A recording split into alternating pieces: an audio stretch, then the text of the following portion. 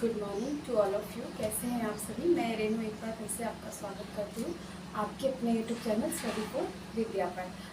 अगर आपने कल की क्लास देखी होगी तो आपने देखा था कि हम भारत के मुख्य पर्वतों और पहाड़ों के बारे में चर्चा कर रहे थे। उसी क्लास को आगे बढ़ाते हुए हमने कल दक्षिण भारत और इधर आपके ये वाला पोर्शन, इधर गुजरात, इधर राजस्थान, इधर गुजरात और मध्य भारत, ये सारे जगहों के जो मुख्य मुख्य पर्वत थे और उनके बारे में जो चीज़ें याद करने लायक थी वो हमने कल देख लिया था।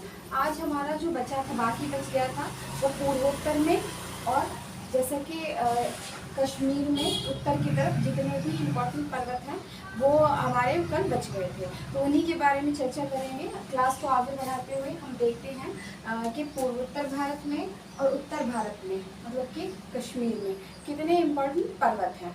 कल देखिए, मैंने आपसे कल एक चीज़ भी बताई थी कि एक तो होती चोटी और एक होती पर्वत। तो चोटियाँ तो जम्मू कश्मीर में काफ़ी हैं, लेकिन जो पर्वत हैं वो इतनी ज़्यादा मात्रा में नहीं पाए जाते हैं, है तो लेकिन बहुत कम मात्रा में। जो इसमें जो भी इम्पोर्टेंट है परीक्षा में पूछे जाते हैं उनके बारे में हम चर्चा करेंगे। तो चलिए शुरू करते हैं। पहले जो है इसमें हम पूर्वोत्तर के बारे में देखेंगे। शुरू करते हैं डाफला पहाड़ी। डाफला पहाड़ी हमारी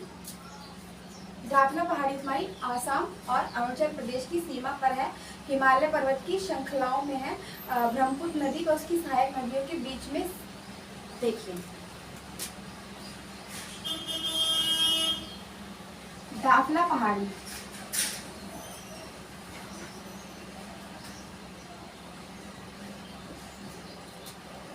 असम व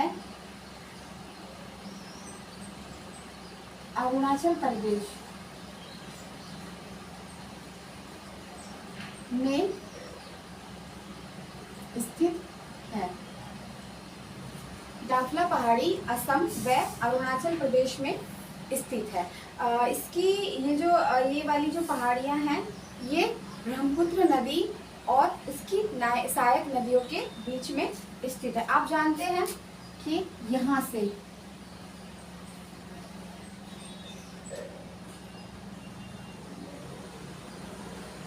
से एंटर करते हुए ब्रह्मपुत्र नदी इधर बांग्लादेश में चली जाती है।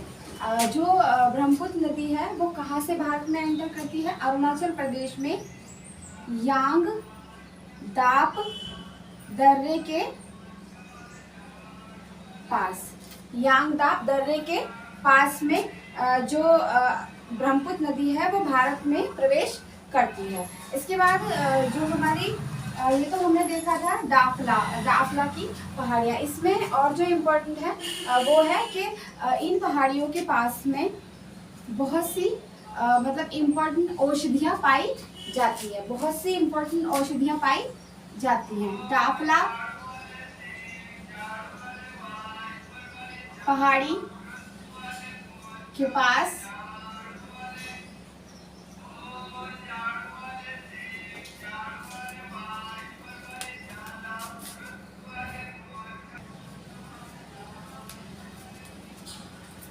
अरुणाचल प्रदेश की डाफला पहाड़ी जहाँ पे पड़ती हैं वहाँ पे बहुत सारे जो है घने जंगल पाए जाते हैं और इन जंगलों में बहुत सारी औषधियाँ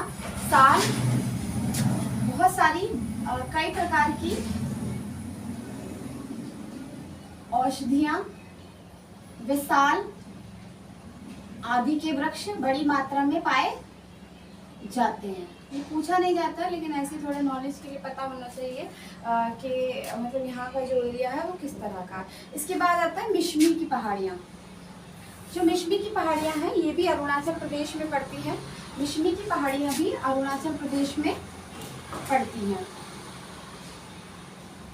आप जानते हैं कि इधर जो ये वाला जो एरिया है नागालैंड, मणिपुर, ये हमारा नागालैंड, मणिपुर आदि इधर की साइड वाला जो एरिया है ये हमारा म्यांमार से लगा हुआ है, जिसको बर्मा भी कहा जाता है। तो जो मिश्मी की पहाड़ियाँ हैं ये हमारी इंडो बर्मा पहाड़ी के नाम से भी जानी जाती है। मतलब ये इंडो बर्मा पहाड़ी, ये वाली जो पहाड़ी है ये बर्मा, म्यांमार और भारत में बराबर मात्रा में फैली हुई है।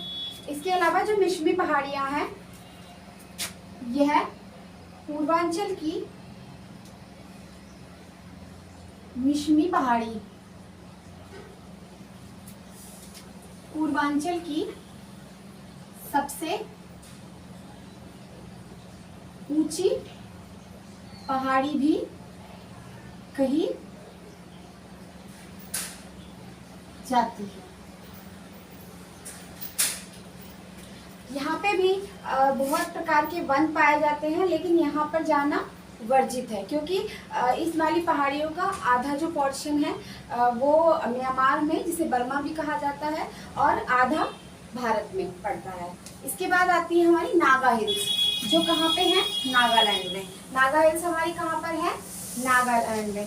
ये भी जो हमारी है बर्मा और इंडो बर्मा के नाम से जानी जाती हैं। ये भी हमारी भारत में और म्यांमार में मतलब इक्वल पार्ट में डिवाइड है। उधर भी इतनी ही और इधर भी इतनी ही। ज़्यादा जो इनकी लेंथ है वो किधर की तरफ फैली है? म्यांमार की तरफ फैली है। इसके अलावा सबसे ऊंची चोटी जो है इसकी नागा हिल्स की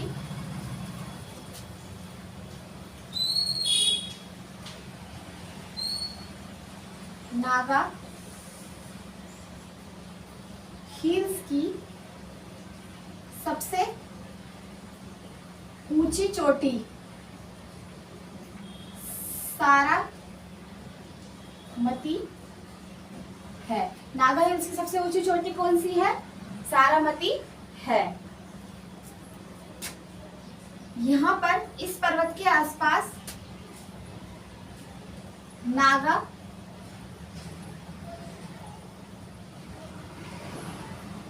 हिल्स के पास में एक समुदाय पाया जाता है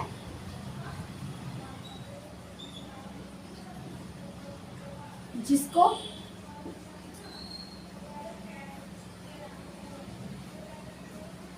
नागा समुदाय भी कहा जाता है। मतलब इस वाली हिल्स के आसपास जितनी भी चीजें हैं उनको किसने बसाया है? नागा समुदाय के लोगों ने बसाया है। इसके बाद आता है हम मिजोरम में। मिजोरम और त्रिपुरा में बराबर मात्रा में फैली है, लेकिन अगर मतलब ऑप्शन में दोनों है तो दोनों पे टिक करना है। अगर यहाँ पे सिर्फ मिजोरम अलग अलग ऑप्शन में दे रखे हैं तो आपको टिक क्या करना है? मिजोरम। तो जो मिजोरम की पहाड़ियां हैं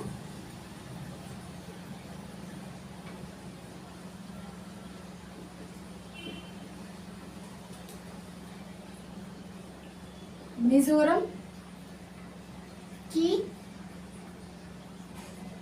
पहाड़ियां को लुशाई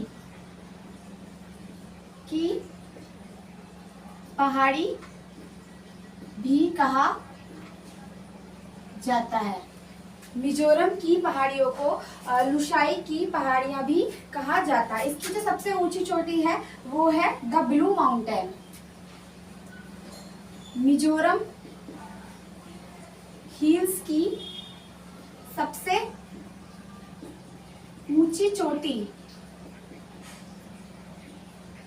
ब्लू माउंटेन है। जो मीजो हिल्स है तो किस नाम से जाना जाता है? मीजो हिल्स को लुशाई पहाड़ी के नाम से भी जाना जाता है। और इसकी जो सबसे ऊंची चोटी कौन सी है? द ब्लू माउंटेन है। इसके बाद आती है यहाँ से सबसे इम्पोर्टेंट हमारी गारो, खासी और जयंतिया। गारो, खासी और जयंतिया जो कि पूर्वोत्तर भारत की सबसे इम्पोर्टेंट। दाफला भी पूछी जाती है बहुत बार, क्योंकि इनके जो नाम है ना वो थोड़ा अलग से हैं। तो मिश्मी, दाफला और गारो, खासी और जयंती। और जो गारो, खासी, जयंतिया हैं, गारो, खासी, जयंतिया, तीन पहाड़ियां हैं ये। सबसे पहले गारो आती है, उसके बाद खासी आती है, उसके बाद जयंतिया आती है। तो कहाँ पे है ये? मेघालय में। इसमें जो सबसे ज्यादा देखिए आपने मतलब एक इसमें से प्रश्न बनता है कि बताइए वह कौन सा स्थान है जहाँ पर सबसे ज़्यादा वर्षा होती है। आपने नाम सुना होगा चेरापूंजी। चेरापूंजी का नाम आप मानसीरम, चेरापूंजी का नाम आपने सुना होगा मानसीरम, मानसीराम। चेरापूंजी का नाम आपने सुना होगा सबसे ज्यादा वर्षा के नाम पे पूरे जो है विश्व में। लेकिन 1985 में खासी हिल्स में 1985 में खासी हिल्स में जो वर्षा हुई थी वो मानसीराम से कुछ सेंटीमीटर ज़्यादा थी, जैसे कि 125 इस तरह से कुछ थोड़ी सी सेंटीमीटर ज़्यादा थी। तो जब से मान लिया गया है कि जो सबसे ज़्यादा वर्षा वाला स्थान है वो खासी भी अपना एक महत्व स्थान रखता है, खासी पहाड़ियाँ भी अपना एक महत्व स्थान रखती हैं। ये वाला जो क्षेत्र है गारो खासी और जयंतियों का, यहाँ हमेशा नमी बनी रहती है, यहाँ हमेशा नमी बनी रहती है। थोड़े थोड़े समय पर यहाँ पर वर्षा होती रहती है। और आप जानते हैं कि जहाँ पर मतलब जिस तरह का जो है एटमॉस्फेयर जहाँ का मतलब वो पाया जाता है, तो वहाँ के लोग अपने आप को उसी वे में ढाल लेते हैं। जैसे कि जो गारो खासी जयंतियाँ हैं यहाँ पर ज़्यादा खेती नहीं की जा सकती। क्यों? वजह क्योंकि यहाँ पे वर्षा की मात्रा इतनी ज़्यादा होती है कि अगर कोई ऐसी फसल उगा ली जाती है जिसको वर्षा की कम ज़रूरत होती है तो वो फसल समय से पहले ही खराब हो जाती है। इसके अलावा यहाँ पर वनों के बहुत प्रकार पाए जाते हैं, काफ़ी मात्रा में पाए जाते हैं। यहाँ पे जो लोग हैं उनका जीवन काफ़ी मतलब प्रभावशाली रहता है, प्रभाव में रहता है, क्योंकि जो ये लोग हैं ये अच्छे से अपना जो जीवन है वो व्यतीत नहीं कर सकते। क्योंकि आप जानते हैं कि कोई भी चीज़ हो अगर वो ज़रूरत से ज़्यादा होती है तो वो क्या करती है, नुकसानदायक होती है। तो इसके अलावा अगला हम आते हैं नागा पर्वत पर। नंगा पर्वत, नंगा पर्वत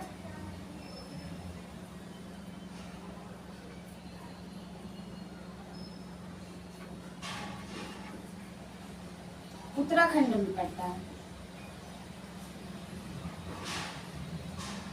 मतलब कि इस तरह से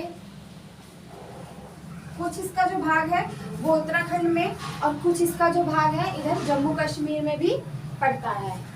तो नंगा पर्वत के बारे में हम जान लेते हैं। ये चमोली जिले में पड़ता है। नंगा पर्वत कहाँ पर पड़ता है? चमोली जिले में पड़ता है, चमोली जिला। इसके अलावा कुछ टाइम पहले आपने सुना होगा कि इसी पर्वत पर अलकनंदा नदी में बने बांध से ऋषि गंगा नदी को काफ़ी जो अलकनंदा नदी है वहाँ पर अलकनंदा नदी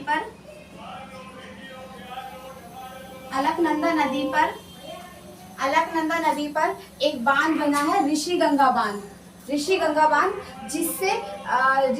पे धौली गंगा में बाढ़ आने के कारण इस वाले बांध को काफ़ी नुकसान पहुंचा था। तो ये थे हमारे बचे हुए आज के जो पर्वत हैं। तो उम्मीद है आपको समझ में आए होंगे। और बस इतने ही पर्वत थे, इसके अलावा आपको पूर्वोत्तर भारत में बहुत ज़्यादा पर्वत देखने की ज़रूरत नहीं है। और इधर की तरफ जो ये नंगा पर्वत है ये इम्पोर्टेंट है। और मैंने एक चीज़ आपको बताई है कि जो नंगा पर्वत है ये उत्तराखंड के चमोली ज़िले में है। कुछ समय पहले अलकनंदा पर बने बांध ऋषि गंगा, मतलब कि अलकनंदा पर एक बांध बना हुआ है। कौन सा? ऋषि गंगा बांध, जिसमें धौली गंगा ऋषि गंगा बांध को काफ़ी नुकसान पहुंचा था। किस वजह से? क्योंकि यहाँ पर बहने वाली एक धौली गंगा में बाढ़ आने से इस वाली नदी को काफ़ी नुकसान पहुंचा था। तो आज की इस क्लास सिर्फ इतनी थी, इसी के साथ मैं विदा लेती हूँ। नमस्कार।